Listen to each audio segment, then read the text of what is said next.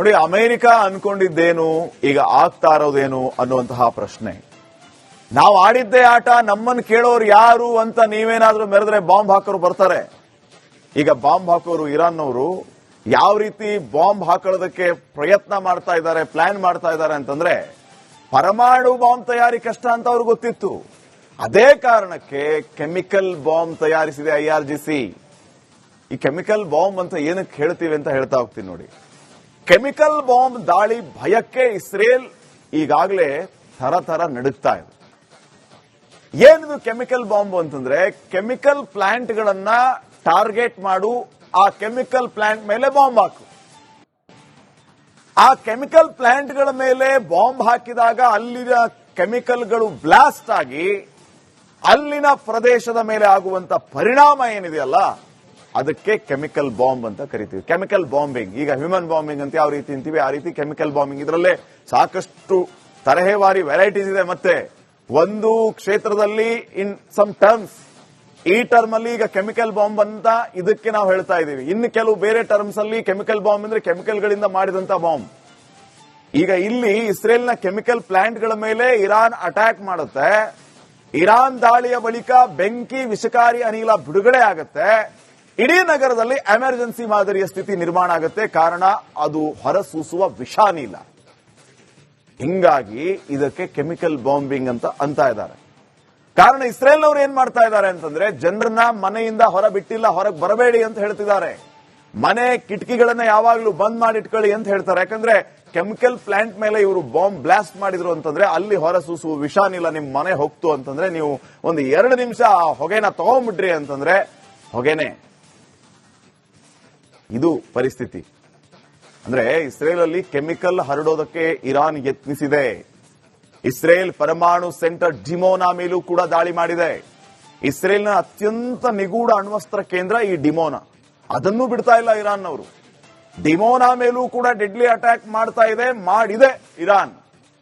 ಕುವೈತ್ನ ನೀರು, ವಿದ್ಯುತ್ ಉತ್ಪಾದನಾ ಘಟಕವೂ ಕೂಡ ಅವರ ಟಾರ್ಗೆಟ್ ಆಗಿದೆ ಇರಾನ್ ಅವ್ರದ್ದು. ಈ ಯುದ್ಧ ಆರ್ಥಿಕತೆ ಪ್ಲಸ್ ಮೂಲ ಸೌಕರ್ಯವನ್ನೇ ಗುರಿಯಾಗಿಸಿದೆ. ಹಿಂಗಾಗಿ ಇಸ್ರೇಲ್, ಅಮೆರಿಕ ಈಗ ಅಳೆದು ತೂಗಿ ಮುಂದಿನ ಹೆಜ್ಜೆಯನ್ನ ಇಡ್ತಾ ಇದ್ದಾರೆ. ಇರಾನ್ಗೆ ಇಷ್ಟೆಲ್ಲ ದೊಡ್ಡಣ್ಣ ಅಂತ ಕರೆಸ್ಕೊಳ್ಳೋ ಅಮೆರಿಕಾನೂ ನಡುಗಿಸುವಂತ ಪರಿಸ್ಥಿತಿ ಹೇಗ್ ಬಂತು? Back support. ರಷ್ಯಾ, ಚೀನಾದಂತಹ ರಾಷ್ಟ್ರಗಳು, ಕೆಲವು ಉಳಿದ ರಾಷ್ಟ್ರಗಳು ಕೂಡ ನಿಧಾನಕ್ಕೆ ಇರಾನ್ಗೆ ಸಪೋರ್ಟಿಗೆ ಬರ್ತಾ ಇವೆ. ಕಾರಣ ಈ ಟ್ರಂಪ್ನ ಸೊಕ್ಕು ಮುರಿಬೇಕು ಅಂತ. ಟ್ರಂಪ್ನ ಸೊಕ್ಕು ಮುರಿಬೇಕು, ಆತನ ವಲಸೆ ನೀತಿಗಳನ್ನ ಮಣ್ಣಾಗಿಸಬೇಕು, ಆತನ ಹುಚ್ಚು ನಿರ್ಧಾರಗಳನ್ನ ಕೊನೆಯಾಗಿಸಬೇಕು ಅಂತ ಹೇಳಿ ಇವರೆಲ್ಲ ಒಟ್ಟಾಗಿದ್ದಾರೆ. ಹಿಂಗಾಗಿ ಅದರ ಫಲಿತಾಂಶ ಈ ರೀತಿ ಬರ್ತಾ ಇದೆ. ನೆಕ್ಸ್ಟ್ ನೋಡಿ, ಅಮೆರಿಕ ಅನ್ಕೊಂಡಿದ್ದೇನು, ಈಗ ಆಗ್ತಾ ಇರೋದೇನು ಅನ್ನುವಂತಹ ಪ್ರಶ್ನೆ. ನಾವು ಆಡಿದ್ದೇ ಆಟ, ನಮ್ಮನ್ನು ಕೇಳೋರು ಯಾರು ಅಂತ ನೀವೇನಾದ್ರೂ ಮೆರೆದ್ರೆ ಬಾಂಬ್ ಹಾಕೋರು ಬರ್ತಾರೆ. ಈಗ ಬಾಂಬ್ ಹಾಕೋರು ಇರಾನ್ನವರು ಯಾವ ರೀತಿ ಬಾಂಬ್ ಹಾಕೊಳ್ಳೋದಕ್ಕೆ ಪ್ರಯತ್ನ ಮಾಡ್ತಾ ಇದ್ದಾರೆ, ಪ್ಲಾನ್ ಮಾಡ್ತಾ ಇದ್ದಾರೆ ಅಂತಂದ್ರೆ, ಪರಮಾಣು ಬಾಂಬ್ ತಯಾರಿ ಕಷ್ಟ ಅಂತ ಅವ್ರಿಗೆ ಗೊತ್ತಿತ್ತು. ಅದೇ ಕಾರಣಕ್ಕೆ ಕೆಮಿಕಲ್ ಬಾಂಬ್ ತಯಾರಿಸಿದೆ IRGC. ಈ ಕೆಮಿಕಲ್ ಬಾಂಬ್ ಅಂತ ಏನಕ್ಕೆ ಹೇಳ್ತೀವಿ ಅಂತ ಹೇಳ್ತಾ ಹೋಗ್ತೀನಿ ನೋಡಿ. ಕೆಮಿಕಲ್ ಬಾಂಬ್ ದಾಳಿ ಭಯಕ್ಕೆ ಇಸ್ರೇಲ್ ಈಗಾಗಲೇ ಥರ ನಡುಗ್ತಾ ಇದೆ. ಏನಿದು ಕೆಮಿಕಲ್ ಬಾಂಬ್ ಅಂತಂದ್ರೆ, ಕೆಮಿಕಲ್ ಪ್ಲಾಂಟ್ಗಳನ್ನ ಟಾರ್ಗೆಟ್ ಮಾಡು, ಆ ಕೆಮಿಕಲ್ ಪ್ಲಾಂಟ್ ಮೇಲೆ ಬಾಂಬ್ ಹಾಕು. ಆ ಕೆಮಿಕಲ್ ಪ್ಲಾಂಟ್ಗಳ ಮೇಲೆ ಬಾಂಬ್ ಹಾಕಿದಾಗ ಅಲ್ಲಿನ ಕೆಮಿಕಲ್ಗಳು ಬ್ಲಾಸ್ಟ್ ಆಗಿ ಅಲ್ಲಿನ ಪ್ರದೇಶದ ಮೇಲೆ ಆಗುವಂತ ಪರಿಣಾಮ ಏನಿದೆಯಲ್ಲ, ಅದಕ್ಕೆ ಕೆಮಿಕಲ್ ಬಾಂಬ್ ಅಂತ ಕರಿತೀವಿ. ಕೆಮಿಕಲ್ ಬಾಂಬಿಂಗ್, ಈಗ ಹ್ಯೂಮನ್ ಬಾಂಬಿಂಗ್ ಅಂತ ಯಾವ ರೀತಿ ಅಂತೀವಿ ಆ ರೀತಿ ಕೆಮಿಕಲ್ ಬಾಂಬಿಂಗ್. ಇದರಲ್ಲೇ ಸಾಕಷ್ಟು ತರಹೇವಾರಿ ವೆರೈಟೀಸ್ ಇದೆ. ಮತ್ತೆ ಒಂದು ಕ್ಷೇತ್ರದಲ್ಲಿ ಇನ್ ಸಮ್ ಟರ್ಮ್ಸ್, ಈ ಟರ್ಮ್ ಅಲ್ಲಿ ಈಗ ಕೆಮಿಕಲ್ ಬಾಂಬ್ ಅಂತ ಇದಕ್ಕೆ ನಾವು ಹೇಳ್ತಾ ಇದೀವಿ. ಇನ್ನು ಕೆಲವು ಬೇರೆ ಟರ್ಮ್ಸ್ ಅಲ್ಲಿ ಕೆಮಿಕಲ್ ಬಾಂಬ್ ಅಂದ್ರೆ ಕೆಮಿಕಲ್ಗಳಿಂದ ಮಾಡಿದಂತ ಬಾಂಬ್.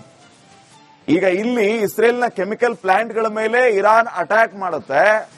ಇರಾನ್ ದಾಳಿಯ ಬಳಿಕ ಬೆಂಕಿ ವಿಷಕಾರಿ ಅನಿಲ ಬಿಡುಗಡೆ ಆಗುತ್ತೆ. ಇಡೀ ನಗರದಲ್ಲಿ ಎಮರ್ಜೆನ್ಸಿ ಮಾದರಿಯ ಸ್ಥಿತಿ ನಿರ್ಮಾಣ ಆಗುತ್ತೆ. ಕಾರಣ ಅದು ಹೊರಸೂಸುವ ವಿಷಾನಿಲ. ಹಿಂಗಾಗಿ ಇದಕ್ಕೆ ಕೆಮಿಕಲ್ ಬಾಂಬಿಂಗ್ ಅಂತ ಇದ್ದಾರೆ.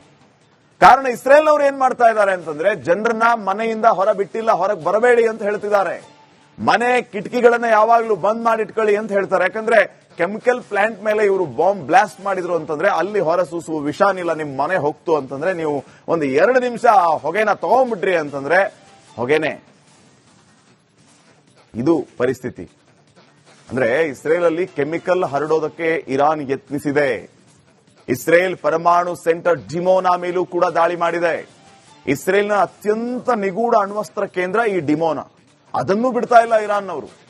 ಡಿಮೋನಾ ಮೇಲೂ ಕೂಡ ಡೆಡ್ಲಿ ಅಟ್ಯಾಕ್ ಮಾಡ್ತಾ ಮಾಡಿದೆ ಇರಾನ್. ಕುವೈತ್ನ ನೀರು, ವಿದ್ಯುತ್ ಉತ್ಪಾದನಾ ಘಟಕವೂ ಕೂಡ ಅವರ ಟಾರ್ಗೆಟ್ ಆಗಿದೆ ಇರಾನ್ ಅವ್ರದ್ದು. ಈ ಯುದ್ಧ ಆರ್ಥಿಕತೆ ಪ್ಲಸ್ ಮೂಲ ಸೌಕರ್ಯವನ್ನೇ ಗುರಿಯಾಗಿಸಿದೆ. ಹಿಂಗಾಗಿ ಇಸ್ರೇಲ್, ಅಮೆರಿಕ ಈಗ ಅಳೆದು ತೂಗಿ ಮುಂದಿನ ಹೆಜ್ಜೆಯನ್ನ ಇಡ್ತಾ ಇದ್ದಾರೆ. ಇರಾನ್ಗೆ ಇಷ್ಟೆಲ್ಲ ದೊಡ್ಡಣ್ಣ ಅಂತ ಕರೆಸ್ಕೊಳ್ಳೋ ಅಮೆರಿಕಾನೂ ನಡುಗಿಸುವಂತ ಪರಿಸ್ಥಿತಿ ಹೇಗ್ ಬಂತು? Back support.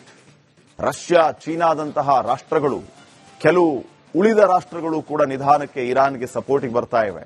ಕಾರಣ ಈ ಟ್ರಂಪ್ನ ಸೊಕ್ಕು ಮುರಿಬೇಕು ಅಂತ. ಟ್ರಂಪ್ನ ಸೊಕ್ಕು ಮುರಿಬೇಕು, ಆತನ ವಲಸೆ ನೀತಿಗಳನ್ನ ಮಣ್ಣಾಗಿಸಬೇಕು, ಆತನ ಹುಚ್ಚು ನಿರ್ಧಾರಗಳನ್ನ ಕೊನೆಯಾಗಿಸಬೇಕು ಅಂತ ಹೇಳಿ ಇವರೆಲ್ಲ ಒಟ್ಟಾಗಿದ್ದಾರೆ. ಹಿಂಗಾಗಿ ಅದರ ಫಲಿತಾಂಶ ಈ ರೀತಿ ಬರ್ತಾ ಇದೆ. ನೆಕ್ಸ್ಟ್ ನೋಡಿ, ಅಮೆರಿಕ ಅನ್ಕೊಂಡಿದ್ದೇನು, ಈಗ ಆಗ್ತಾ ಇರೋದೇನು ಅನ್ನುವಂತಹ ಪ್ರಶ್ನೆ. ನಾವು ಆಡಿದ್ದೇ ಆಟ, ನಮ್ಮನ್ನು ಕೇಳೋರು ಯಾರು ಅಂತ ನೀವೇನಾದ್ರೂ ಮೆರೆದ್ರೆ ಬಾಂಬ್ ಹಾಕೋರು ಬರ್ತಾರೆ.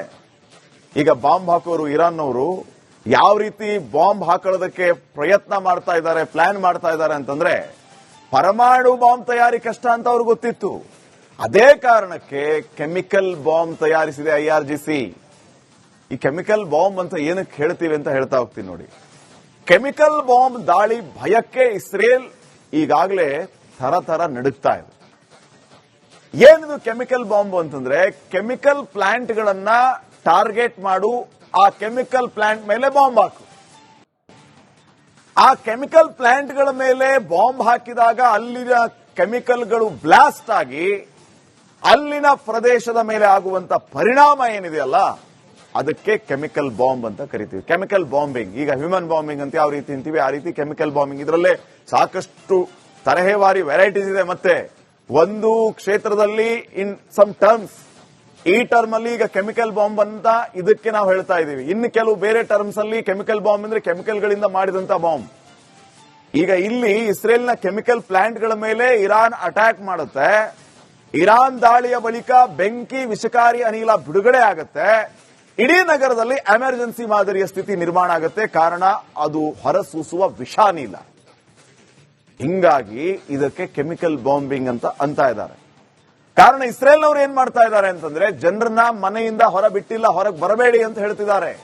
ಮನೆ ಕಿಟಕಿಗಳನ್ನ ಯಾವಾಗಲೂ ಬಂದ್ ಮಾಡಿಟ್ಕೊಳ್ಳಿ ಅಂತ ಹೇಳ್ತಾರೆ. ಯಾಕಂದ್ರೆ ಕೆಮಿಕಲ್ ಪ್ಲಾಂಟ್ ಮೇಲೆ ಇವರು ಬಾಂಬ್ ಬ್ಲಾಸ್ಟ್ ಮಾಡಿದ್ರು ಅಂತಂದ್ರೆ ಅಲ್ಲಿ ಹೊರಸೂಸುವ ವಿಷಾನಿಲ ನಿಮ್ ಮನೆ ಹೋಗ್ತು ಅಂತಂದ್ರೆ ನೀವು ಒಂದು 2 ನಿಮಿಷ ಆ ಹೊಗೆನ ತಗೊಂಡ್ಬಿಟ್ರಿ ಅಂತಂದ್ರೆ ಹೊಗೆನೆ. ಇದು ಪರಿಸ್ಥಿತಿ. ಅಂದ್ರೆ ಇಸ್ರೇಲ್ ಅಲ್ಲಿ ಕೆಮಿಕಲ್ ಹರಡೋದಕ್ಕೆ ಇರಾನ್ ಯತ್ನಿಸಿದೆ. ಇಸ್ರೇಲ್ ಪರಮಾಣು ಸೆಂಟರ್ ಡಿಮೋನಾ ಮೇಲೂ ಕೂಡ ದಾಳಿ ಮಾಡಿದೆ. ಇಸ್ರೇಲ್ನ ಅತ್ಯಂತ ನಿಗೂಢ ಅಣ್ವಸ್ತ್ರ ಕೇಂದ್ರ ಈ ಡಿಮೋನಾ, ಅದನ್ನು ಬಿಡ್ತಾ ಇಲ್ಲ ಇರಾನ್ನವರು. ಡಿಮೋನಾ ಮೇಲೂ ಕೂಡ ಡೆಡ್ಲಿ ಅಟ್ಯಾಕ್ ಮಾಡಿದೆ ಇರಾನ್. ಕುವೈತ್ನ ನೀರು, ವಿದ್ಯುತ್ ಉತ್ಪಾದನಾ ಘಟಕವೂ ಕೂಡ ಅವರ ಟಾರ್ಗೆಟ್ ಆಗಿದೆ ಇರಾನ್ ಅವ್ರದ್ದು. ಈ ಯುದ್ಧ ಆರ್ಥಿಕತೆ ಪ್ಲಸ್ ಮೂಲ ಸೌಕರ್ಯವನ್ನೇ ಗುರಿಯಾಗಿಸಿದೆ. ಹಿಂಗಾಗಿ ಇಸ್ರೇಲ್, ಅಮೆರಿಕ ಈಗ ಅಳೆದು ತೂಗಿ ಮುಂದಿನ ಹೆಜ್ಜೆಯನ್ನ ಇಡ್ತಾ ಇದ್ದಾರೆ. ಇರಾನ್ಗೆ ಇಷ್ಟೆಲ್ಲ ದೊಡ್ಡಣ್ಣ ಅಂತ ಕರೆಸ್ಕೊಳ್ಳೋ ಅಮೆರಿಕಾನೂ ನಡುಗಿಸುವಂತ ಪರಿಸ್ಥಿತಿ ಹೇಗ್ ಬಂತು? Back support. ರಷ್ಯಾ, ಚೀನಾದಂತಹ ರಾಷ್ಟ್ರಗಳು, ಕೆಲವು ಉಳಿದ ರಾಷ್ಟ್ರಗಳು ಕೂಡ ನಿಧಾನಕ್ಕೆ ಇರಾನ್ಗೆ ಸಪೋರ್ಟಿಗೆ ಬರ್ತಾ ಇವೆ. ಕಾರಣ ಈ ಟ್ರಂಪ್ನ ಸೊಕ್ಕು ಮುರಿಬೇಕು ಅಂತ. ಟ್ರಂಪ್ನ ಸೊಕ್ಕು ಮುರಿಬೇಕು, ಆತನ ವಲಸೆ ನೀತಿಗಳನ್ನ ಮಣ್ಣಾಗಿಸಬೇಕು, ಆತನ ಹುಚ್ಚು ನಿರ್ಧಾರಗಳನ್ನ ಕೊನೆಯಾಗಿಸಬೇಕು ಅಂತ ಹೇಳಿ ಇವರೆಲ್ಲ ಒಟ್ಟಾಗಿದ್ದಾರೆ. ಹಿಂಗಾಗಿ ಅದರ ಫಲಿತಾಂಶ ಈ ರೀತಿ ಬರ್ತಾ ಇದೆ. ನೆಕ್ಸ್ಟ್